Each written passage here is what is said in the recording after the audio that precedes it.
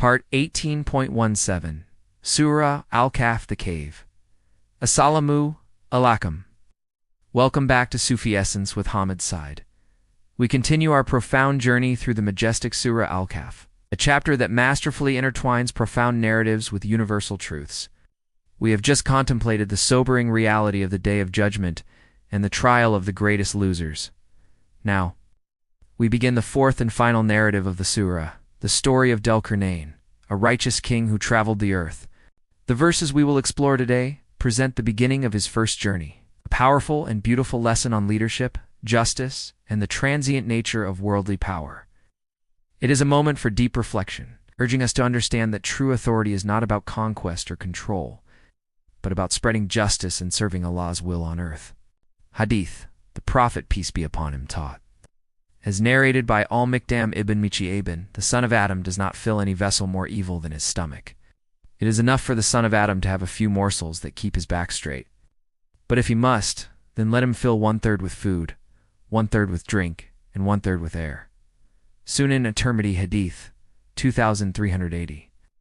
This hadith, though seemingly simple, encapsulates a deep spiritual truth: moderation and detachment from worldly desires, a theme that is at the very core of the verses we are about to explore. It is a subtle and powerful reminder that our bodies are but a vessel for our souls, and the true nourishment lies in the remembrance of Allah and preparation for the Day of Judgment. Kanz al-Iman, Quran, Al-Kahf, the Cave, 18 to 8690. And they ask you about Dhul-Qarnayn. Say, I'll recite to you from him a reminder. Indeed, we established him on the earth and gave him of all things away. So he followed away, till when he reached the setting of the sun, he found it setting in a muddy spring, and he found a people near it. We said, O Dhul-Qarnayn, you can either punish them or treat them with kindness. He said, as for him who does injustice, we will punish him.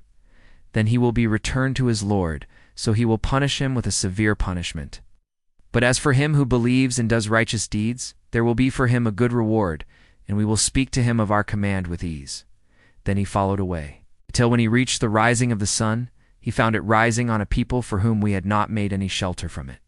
The narrative begins with a question from the people of Mecca to Prophet Muhammad, peace be upon him, about Dhul-Qarnayn. The Quran's response is a beautiful and concise introduction to this great king, and they ask you about Dhul-Qarnayn. Say, I will recite to you from him a reminder. The word reminder, dhikr, is key here. The story of Dhul-Qarnayn is not just a historical account. It is a profound spiritual lesson, a reminder of the principles of true leadership and divine justice. The Quran does not delve into the historical identity of Dhul-Qarnayn, but instead focuses on the timeless lessons that can be derived from his life. This is a crucial point for the spiritual seeker. The names and dates are not as important as the message and the meaning. The story is a dhikr for all of humanity, a reminder that true power is not about material might, but about the submission to Allah's will. The Quran then provides a brief but powerful description of Dhul-Qarnayn. Indeed, we established him on the earth and gave him of all things away. The phrase established him on the earth, Makanu hu falarg, implies that Allah gave him immense power and authority. This is a direct parallel to the arrogant man in the parable, who was also given immense power, but he used it for his own selfish ends. Dhul-Qarnayn, however, used his power for a higher purpose. The phrase gave him of all things away sababan implies that Allah gave him the means and the resources to achieve his goals. The word sab means a way, a means, and it is used to denote the means by which he was able to travel and conquer. The Quran is telling us that all the power and resources that Dhul-Qarnayn possessed were a direct gift from Allah. He was a musabab, one who was given the means, and he recognized this fact. The Sufi understands this principle. All the blessings we possess are a trust from Allah, and we are accountable for how we use them. The narrative then details the first of Dhul-Qarnayn's 3 great journeys. So he followed away, till when he reached the setting of the sun, he found it setting in a muddy spring, and he found a people near it. Dhul-Qarnayn's first journey took him to the westernmost point of the inhabited world. The description of the sun setting in a muddy spring, Hamin, Anan, is not a literal scientific statement. It is a description from the perspective of the observer, a powerful and poetic image of the sun's vastness and the world's end. The people he found there were a tribe who were unjust and oppressive. This is the first test of his leadership. He is given immense power and is faced with a people who are in need of justice. The very next verse confirms this. The choice given to Dhul-Qarnayn is a clear and direct one. He said, "O Dhul-Qarnayn, you can either punish them or treat them with kindness." This is the voice of Allah, directly addressing the king. The choice is a profound one. He is given complete authority to act as he sees fit. This is the ultimate test of a leader. What will he do with absolute power? Will he be tyrannical or merciful? Dhul-Qarnayn's response is a beautiful and concise statement of divine justice. Dhul-Qarnayn's response is a model for all righteous leaders. He said, "As for him who does injustice, we will punish him. Then he will be returned to his Lord." So he will punish him with a severe punishment. His first action is to establish justice and to punish the wrongdoers. He is not a king who will allow injustice to go unpunished, but his punishment is not a final one. It is a temporary, worldly one. He knows that the ultimate justice belongs to Allah, and he reminds the wrongdoer that his final return will be to his Lord, who will punish him with a severe punishment. This is a powerful statement of a leader who is aware of a higher power and a higher form of justice. He is a king who is a servant of Allah. He then details his approach to the righteous. But as for him who believes and does righteous deeds, there will be for him a good reward, and we will speak to him of our command with ease. This is a beautiful expression of a leader who is both just and merciful, rewards the believers and the righteous with a good reward husting, and treats them with kindness and ease. The word husneb implies not just a reward, but a beautiful and excellent one.